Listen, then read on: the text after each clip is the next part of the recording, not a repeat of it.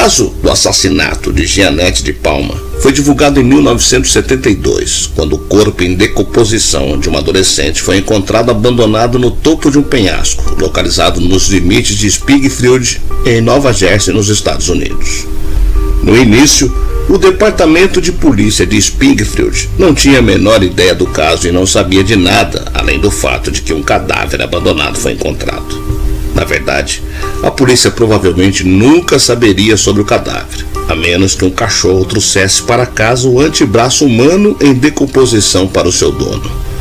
O braço e o cadáver, no entanto, seriam identificados como sendo o de Jeanette de Palma, uma adolescente local que estava desaparecida nas últimas 6 semanas.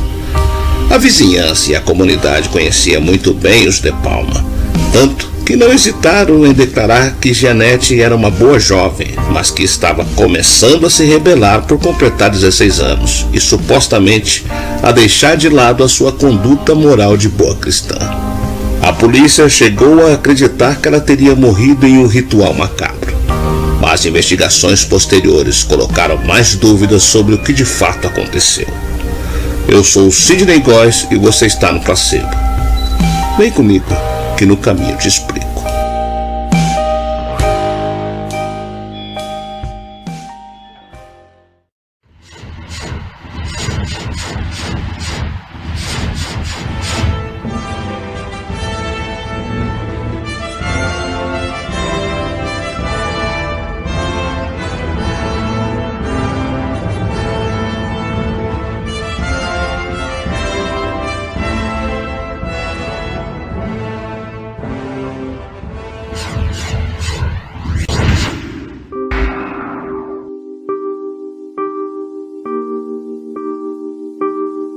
Nascida em 3 de agosto de 1956, Jeanette de Palma morava em uma casa de classe média na cidade de Springfield, em Nova Jersey, nos Estados Unidos.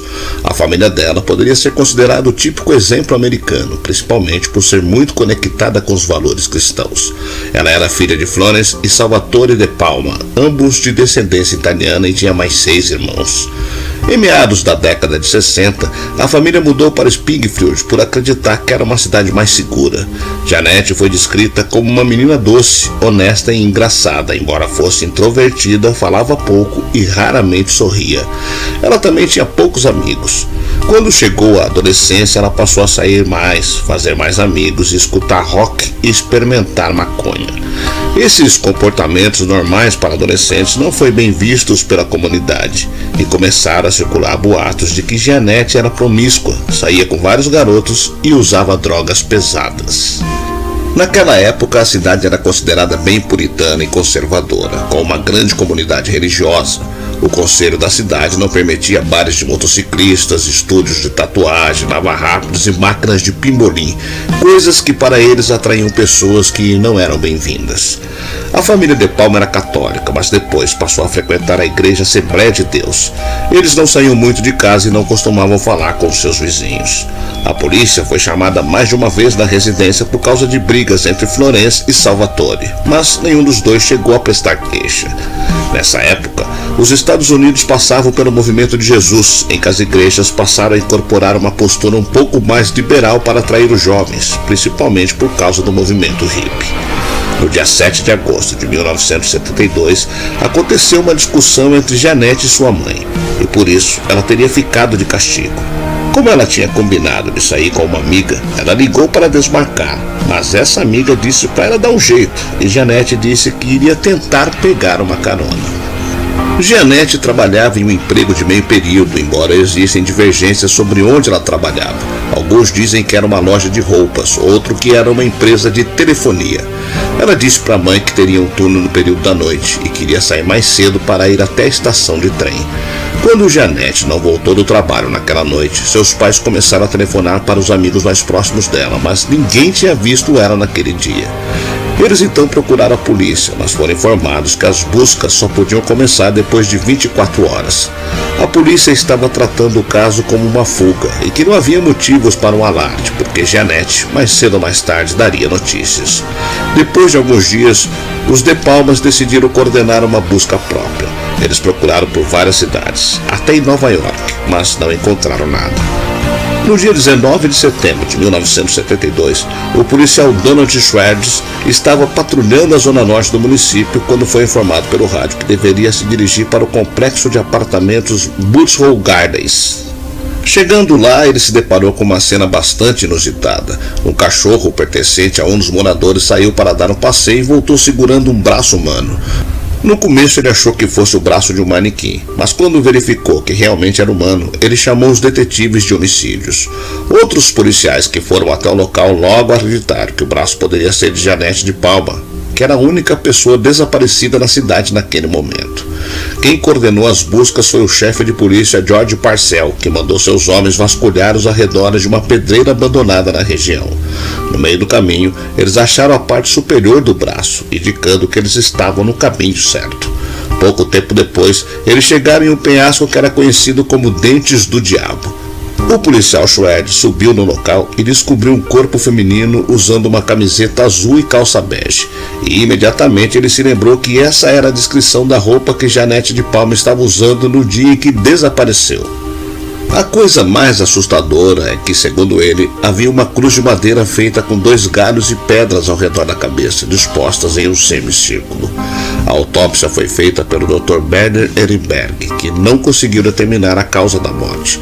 Não havia nenhum osso quebrado, bala alojada ou marcas de perfuração, mesmo com o corpo em estado de decomposição.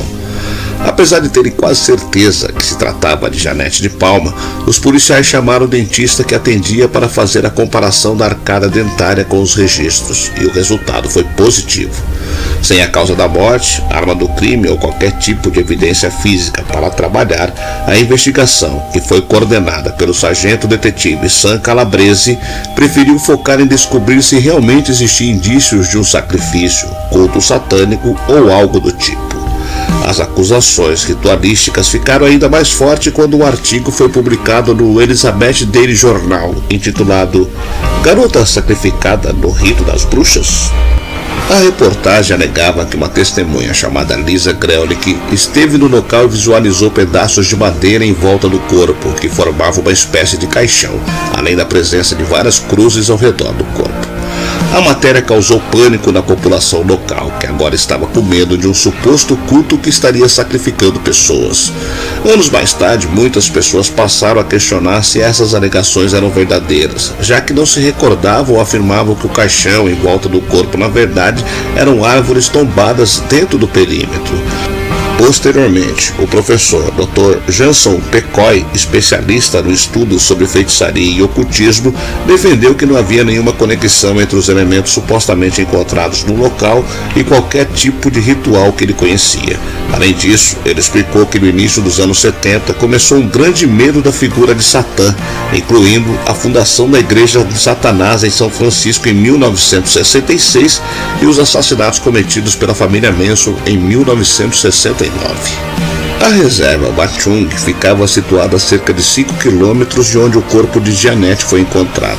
Nos anos 70, existiam muitos relatos de animais sendo mortos em rituais de um suposto culto que incluía a participação de jovens de famílias poderosas da região, incluindo o filho de um policial de Springfield. Nessa teoria, Janete poderia realmente ter sido morta em um ritual e ter sido escolhida por ser religiosa e por ajudar um grupo da igreja que ajudava viciados em drogas. Outra teoria foi levantada pela escritora moradora da região, Denise Parker, que contou em entrevista para um jornal local sobre uma garota chamada Liz Blood, que era considerada estranha pelos locais, gostava de ocultismo e estaria envolvida com algumas mortes de animais em rituais. Segundo Denise, é possível que Liz tenha encontrado o corpo de Janete antes dos investigadores e deixado os objetos ao redor dele. Um mês depois do corpo ser encontrado, um jovem chamado Terry Wilkel procurou a polícia dizendo ter informações sobre o caso. Ele contou que suspeitava de um homem conhecido como Red, na casa dos 30 anos e que vivia próximo do local onde o corpo foi encontrado. Após uma investigação, eles chegaram em Red Keir, um hippie que trabalhava em um campo de golfe local. Red acabou sendo inocentado porque conseguiu provar que estava visitando sua família na Geórgia quando o corpo foi encontrado.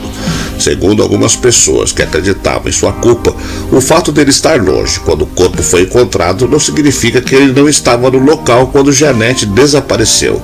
Esse homem acabou saindo da cidade e nunca mais foi visto. Outra teoria relacionava a morte de Jeanette com a de Juan Kramer, em 1972. Juan tinha 22 anos quando desapareceu na cidade de Summit, a 5 quilômetros de distância de Springfield. Ela foi estrangulada e seu corpo também foi encontrado em uma floresta. Diferente de Jeanette, Juan vinha de uma família muito rica e seus pais receberam ligações de um sequestrador pedindo a quantia de $20 mil para devolvê-la. Mesmo com o pagamento, a polícia descobriu que ela já estava morta. O sequestrador foi identificado como Otto Neil Nilsson, que foi preso e julgado pelo caso. O julgamento foi um tanto controverso, o Otto negando ter participado do sequestro. Posteriormente, muitos levantaram a teoria de que um serial killer estaria operando na região entre os anos de 1963 até 1980. Diversas adolescentes foram encontradas mortas, aparentemente vítimas de estrangulamento, incluindo Jeanette de Palma e Juan Kramer. Um boato começou a circular dentro do departamento de polícia de Springfield sobre uma festa que teria sido dada por Donna Bradds e seus irmãos Mark e Richard na noite do desaparecimento de Jeanette. Nessa festa, a garota supostamente teve uma overdose e acabou falecendo, ou ainda teria sido morta por um dos membros da família. Com medo do que poderia acontecer, Donna e seus irmãos decidiram esconder o corpo dela. Outros adolescentes da comunidade chegaram a confirmar que Jeanette realmente estava na casa dos Bradds, mas não se lembravam se havia ou não uma festa. A família de Palma, inclusive, passou a acreditar nessa teoria e, segundo entrevista com as irmãs de Jeanette, os Bradds nem ao menos apareceram no funeral dela. Um dos policiais chegou a declarar que os Bradds eram uma família muito conhecida e respeitada na região e que o departamento de polícia de Springfield não iria interrogá-los mesmo se eles fossem suspeitos. Esse mesmo policial disse que tinha 90% de certeza de que algo aconteceu com Jeanette naquela casa. Em 2004, a revista Rage LJ fez uma extensa cobertura sobre o caso, entrevistando diversas pessoas envolvidas nas investigações. Segundo foi relatado por parentes de Jeanette, o exame toxicológico foi feito e que havia 0,694 miligramas de álcool em seu sangue, uma concentração alta para uma adolescente. Posteriormente, foi teorizado que a amostra poderia estar contaminada e que o resultado era um falso negativo e por isso não entrou nos registros oficiais. Uma coincidência bizarra aconteceu com diversas pessoas que estiveram envolvidas no caso. Alguns oficiais tiveram que ser afastados de suas funções por problemas relacionados com a saúde mental. Outros perderam os empregos, se divorciaram e até foram despejados de suas casas. O caso mais grave foi o do chefe dos bombeiros Don Stewart, que foi responsável por retirar o corpo de Jeanette do penhasco. Ele se matou um ano depois na frente dos colegas. Após isso, os moradores de Springfield passaram a chamar isso de Maldição de Palma. Em 2015, foi lançado o livro Morte nos Dentes do Diabo, o estranho assassinato que chocou o subúrbio de Nova Jersey, dos autores Jess Pollack e Mark Moran, e que trouxe muitas informações novas sobre o caso. Existe também uma organização chamada Justiça para Jeanette de Palma, que atualmente se dedica em manter vivas as lembranças da jovem e não deixar o caso ser esquecido. A última informação é de agosto de 2022, quando foi realizada uma vigília na frente da prefeitura de Springfield para lembrar os 50 anos do caso.